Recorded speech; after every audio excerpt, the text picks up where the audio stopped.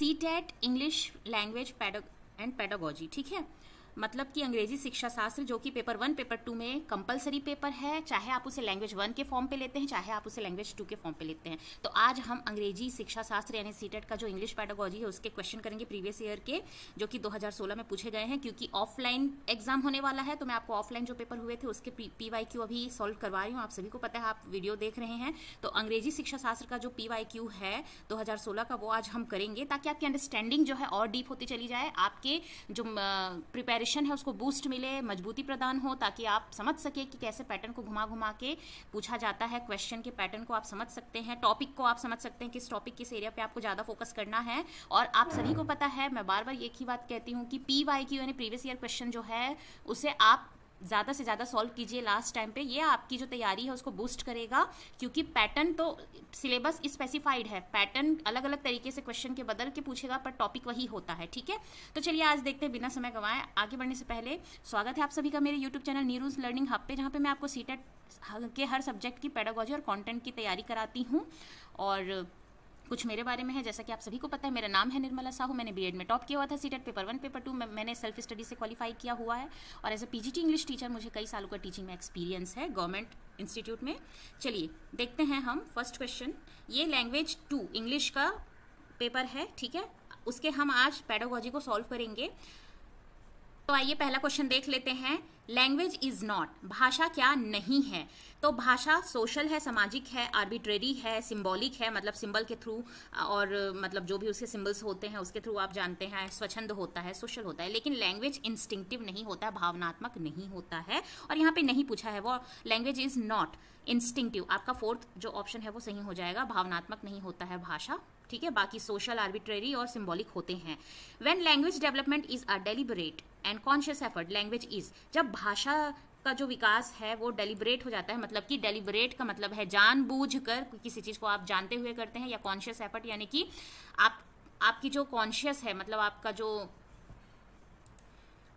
जो संज्ञान है, ठीक है, वो जानते हुए आप एफर्ट लगाते हैं किसी चीज को सीखने के लिए। तो यहाँ पे भाषा की बात कही है कि कोई भाषा आप सीख रहे हैं जो आप कॉन्शियसली आप उसे सीख रहे हैं, एफर्ट लगा रहे हैं और जान रहे हैं उसके बारे में, डेलिबरेटली उसे कर रहे हैं, वो लर्न भाषा होती है। एक्वायर्ड जो होती है वो आपकी मदर टंग होती है, नेटिव होती है, वर्नैक्युलर लैंग्वेज होती है, क्योंकि उसे आपको सिखाने की जरूरत नहीं पड़ती है। जैसे बच्चा जिस भी कल्चर, जिस भी रिलीजन में जन्म लेता है, जब वो जैसे ही बोलना सीखता है, 2 साल होता है, तो वो भाषा उसे अपने आप आ जाती है, उसको लर्न नहीं करना पड़ता है ना। अनकॉन्शियसली वो सीख जाता है बोलना, डेलिबरेटली उसे सीखने की या कॉन्शियसली एफर्ट लगाने की जरूरत नहीं पड़ती। लेकिन जहां पे डेलिबरेट या कॉन्शियस एफर्ट की बात की जाए तो ये लर्न होती है, क्योंकि इसको आप सीखते हैं, अधिगम होती है, ठीक है, भाषा का। जैसे कि सेकंड लैंग्वेज या टारगेट लैंग्वेज जो होता है, सपोज इंग्लिश की ही बात की जाए, स्कूल जाते हैं तो उसे आप सीखते हैं, डेलिबरेटली सीखते हैं, कॉन्शियस एफर्ट के साथ सीखते हैं, इसीलिए उसे लर्न, लैंग्वेज इज लर्न बोला जाएगा, ठीक है। तो सेकंड नंबर सही हो जाएगा। नेक्स्ट हम देखते हैं, व्हाट इज टास्क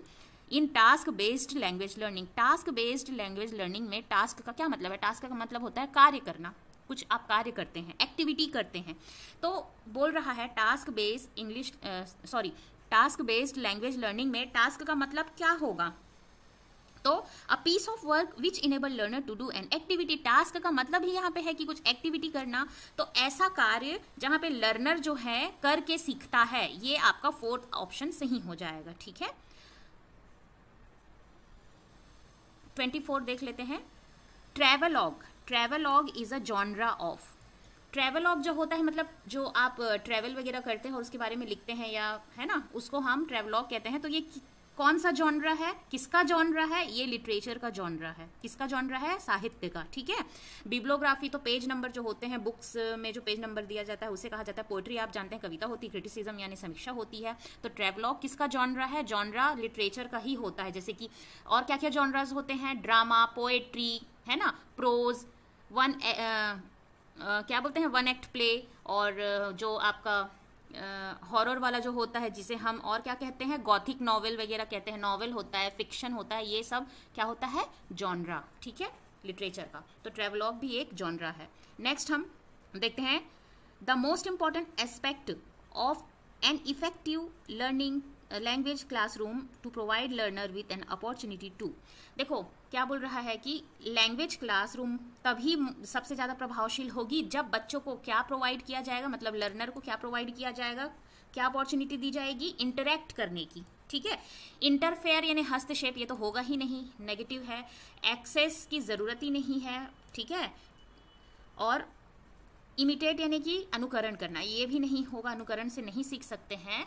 जब भाषा की क्लास में बच्चे आपस में एक दूसरे से इंटरेक्ट करेंगे, अंतःक्रिया करेंगे, तो ज़्यादा अच्छे से सीख पाएंगे। Next, a teacher of class 5 is practising interactive listening. ठीक है, इंटरेक्शन का मतलब होता है अंतःक्रिया, एक से ज़्यादा से आप जब इंटरेक्ट करते हैं। अब यही पे ये इंटरेक्टिव वर्ड लिया है, इंटरेक्टिव लिसनिंग का मतलब क्या होगा, तो सीधी सी बात है, एक से ज़्यादा जब लोग कम्युनिकेट करेंगे और दोनों साइड से रिस्पॉन्स होगा, उसी को इंटरेक्टिव कहते हैं। यहाँ पे लिसनिंग की बात की जा रही है।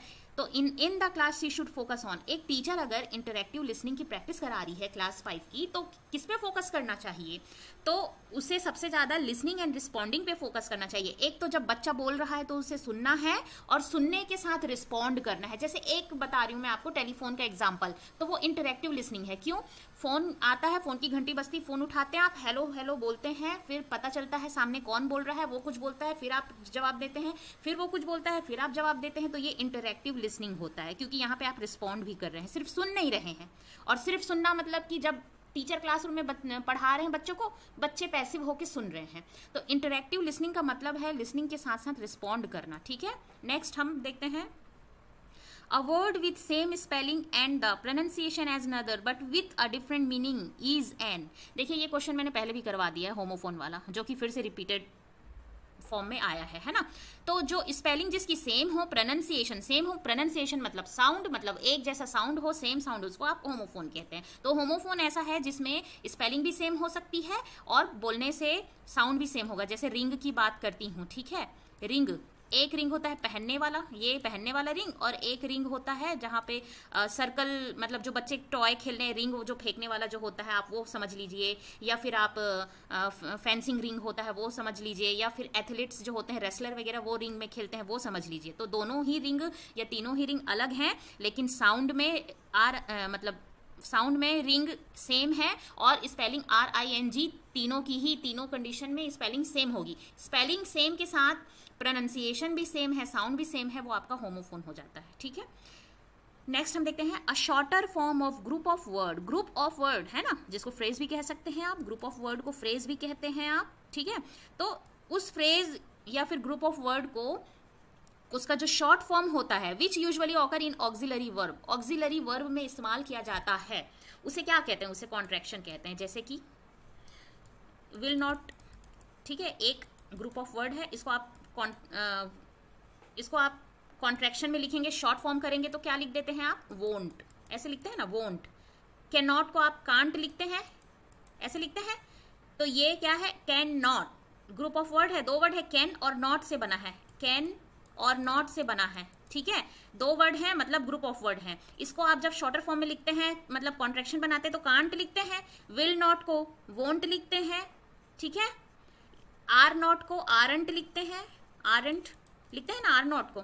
तो इसी बात को बोला गया है यहाँ पे, क्वेश्चन यही पूछा गया है कि ग्रुप ऑफ वर्ड मतलब एक से ज़्यादा ग्रुप, मतलब वर्ड हैं, एक से ज़्यादा अगर वर्ड हैं तो उसे ग्रुप ऑफ वर्ड कहेंगे। वो ग्रुप ऑफ वर्ड को आप शॉर्टर फॉर्म में लिखते हैं, जब ऑक्सिलरी वर्ब का इस्तेमाल किया जाता है तो उसे क्या कहते हैं, उसे कॉन्ट्रैक्शन कहते हैं। ठीक है, 129 देखते हैं, Aditi visually challenge child. Visually यानी कि दृष्टिबाधित बालिका है, इन क्लास 4, ठीक है, कक्षा 4 की जो बच्ची है अदिति, वो विजुअली चैलेंज है और does not have any text, उसके पास कोई टेक्स्ट नहीं है, इन ब्रेल, है ना, जो ब्रेल लिपि है उसके पास नहीं है। How can a teacher facilitate her in reading the English text book. अब यहाँ पे टीचर कैसे फैसिलिटेट करेगी बच्ची को टेक्स्ट बुक रीड करने के लिए, तो उसका आंसर हो जाएगा आपका 4th नंबर, she may arrange and give the audio CD to the text book of the text book to the child.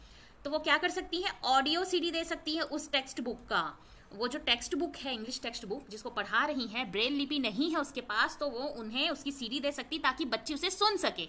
देखने वाली कोई चीज़ देगी तो उसके लिए किसी काम की नहीं है, बच्ची ऑलरेडी दृष्टि बाधित है, यहाँ विजुअली चैलेंज्ड है, तो उसके लिए ऑडियो सीडी बहुत यूजफुल होगा, वो सुन के उसे समझ सकती है। और बाकी ऑप्शन मैं इसलिए नहीं पढ़ी हूँ कि आपका टाइम बचे, to be very frank, okay. तो आप बाकी ऑप्शन पढ़ेंगे तो आप खुद भी पढ़ सकते हैं, मैं पढ़ूंगी तो वीडियो लंबी हो जाएगी और सारे क्वेश्चन कवर नहीं होंगे। तो आंसर आप देखिए, she may arrange and give the audio CD of the text book to the child, है ना। चाइल्ड को, बच्ची को क्या कर सकती है, ऑडियो सीडी दे सकती है उस बुक की, ठीक है। नेक्स्ट देखते हैं हम 130। Poetry teaching is generally mean for, जो कविता जो पढ़ाते हैं वो किस लिए पढ़ाते हैं बच्चों को, एंजॉयमेंट, ठीक है, बच्चा एंजॉय करता है कविता पढ़ के और एप्रिशिएट कर सके, ठीक है, मतलब कविता कैसी है, उसमें जो उतार चढ़ाव है ना, इंटोनेशन है, उसका मॉड्यूलेशन है, जो उसमें रिदम होता है, उसको वो एप्रिशिएट कर सके, जान सके, उसके लिए पढ़ाया जाता है। पंक्चुएशन जो होते हैं ना, फुल स्टॉप, कॉमा, ये सब उससे कोई मतलब नहीं है, मतलब इसमें ये सीखने की कोई बहुत ज़्यादा ज़रूरत नहीं होती, बच्चा ऑलरेडी जानता है। पोएट्री एक जॉनरा है, उस जॉनरा को सिखाने के लिए लिटरेचर में बच्चे को क्यों आवश्यकता होती है, ताकि वो उसे एंजॉय कर सके, ठीक है, कि वो पोएट्री कैसी है और उसको अप्रिशिएट कर सके। लैंग्वेज लर्निंग या लैंग्वेज लर्निंग ग्रामर की इसमें कोई बात नहीं है, बच्चा ऑलरेडी सीख चुका है, इसीलिए उसको अलग अलग जॉनरा से अब डील कराया जा रहा है, ठीक। Next, reading English as a second language.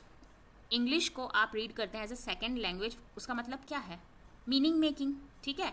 Second language के तौर पे जब आप पढ़ते हैं तो मीनिंग मेकिंग होती है, ठीक है। ग्रामर सीखने के लिए आप नहीं सीखते हैं, decoding of letter and word वो तो आप ऑलरेडी आप पहले ही कर चुके हैं, और रीडिंग अलाउड यानी कि जोर जोर से पढ़ना वो भी आप पहले ही कर चुके होते हैं। लेकिन अगर आप as a second language use करते हैं तो मीनिंग मेकिंग यानी कि उससे आप सीखते हैं, मीनिंगफुल, है ना, बहुत सारी चीजें। नेक्स्ट हम देखते हैं, when learner give feedback on each other language, work, learning strategy, performance etcetera, it is called. जब जो लर्नर है, बच्चे हैं, आपस में एक दूसरे को खुद फीडबैक देते हैं, भाषा पे, वर्क पे, लर्निंग स्ट्रैटेजी जो है, परफॉर्मेंस, ये सब पे जब वो एक दूसरे को फीडबैक देते हैं तो उसको बहुत सीधी सी बात है पेयर असेसमेंट बोलते हैं, जो कि मैंने आपको कॉन्टिन्यूअस एंड कॉम्प्रिहेंसिव इवैल्यूएशन में पढ़ा चुका है ऑलरेडी, ठीक है।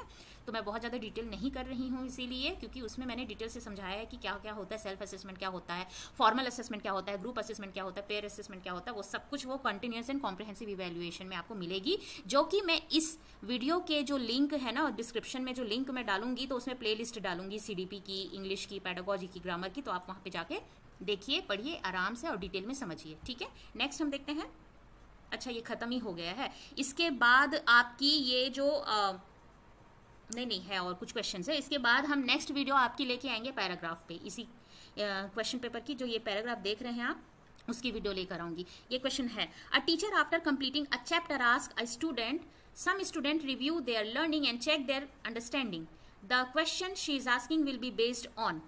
अब देखिए, एक टीचर चैप्टर कंप्लीट कराने के बाद उस चैप्टर से रिलेटेड क्वेश्चन पूछ रही है, तो ये कौन सी स्किल होगी, तो ये होगी आपकी लोअर ऑर्डर थिंकिंग स्किल। अब देखिए, जो एक हायर ऑर्डर थिंकिंग स्किल होती है, एक लोअर ऑर्डर थिंकिंग स्किल होती है, अकॉर्डिंग टू ब्लूम टेक्सोनॉमी, ठीक है। ब्लूम जी जो हैं, उन्होंने, ब्लूम बेंजामिन ने अपनी ब्लूम टेक्सोनॉमी में ये दोनों को ही समझाया, higher order thinking skill, lower order thinking skill, इसके बारे में उन्होंने बताया। तो लोअर ऑर्डर थिंकिंग स्किल जो होती है ना, उसमें जो रिमेंबरिंग होता है, अंडरस्टैंडिंग होता है, ये सब बेस्ड होता है, ठीक है। कि बच्चे को अभी यहाँ पे पढ़ाने के बाद उसी को पूछा जा रहा है, तो बच्चे पहले सुन लिए हैं, अंडरस्टैंड कर लिए हैं, फिर उसको रिमेंबर करके उसके क्वेश्चन का आंसर करेंगे, इसलिए लोअर ऑर्डर थिंकिंग यहाँ पे स्किल का इस्तेमाल किया जाएगा। नेक्स्ट हम देखते हैं, a good teaching learning material यानी TLM, teaching learning material can be best. क्या हो सकता है एक अच्छा टीचिंग लर्निंग मटीरियल, क्या हो सकता है, facilitate the teaching learning process. सीधी सी बात है भाई, टीचिंग लर्निंग प्रोसेस को फैसिलिटेट करेगा और अच्छा सुसाध्य करेगा, ताकि जो बच्चे हैं और ज़्यादा अच्छा सीख सकें और टीचिंग जो है वो और अच्छी हो सके, एनहांस हो सके। 135, while providing feedback to the parent a teacher should not. अगर एक टीचर पेरेंट को फीडबैक प्रोवाइड करे तो उन्हें क्या नहीं करना है, तो उन्हें कंपेयर नहीं करना है, compare their child with other children, है ना। उस बच्चे को पेरेंट के सामने अदर चिल्ड्रन से कंपेयर नहीं करना है। बाकी तो वो जो भी इंसिडेंट है रिकॉर्ड किए हैं, एनेक्डोटल रिकॉर्ड बनाए हैं, पोर्टफोलियो बनाया है, वो उनको शेयर करना है। और जो करंट परफॉर्मेंस के साथ प्रीवियस परफॉर्मेंस को कंपेयर करके बताना है कि पिछला परफॉर्मेंस उसका कैसा था और अभी का परफॉर्मेंस कैसा है, उसके बीच में कितना मतलब चेंजेस आया, इंप्रूवमेंट आया, इसको भी कंपेयर कर सकते हैं।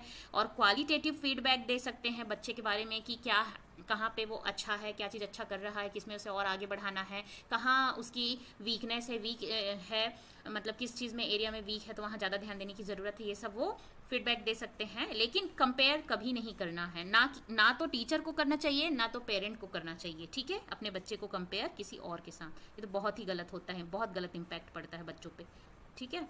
तो इस तरह से आप देखेंगे क्वेश्चन तो ये खत्म हो गया है। फिर नेक्स्ट हमारा ये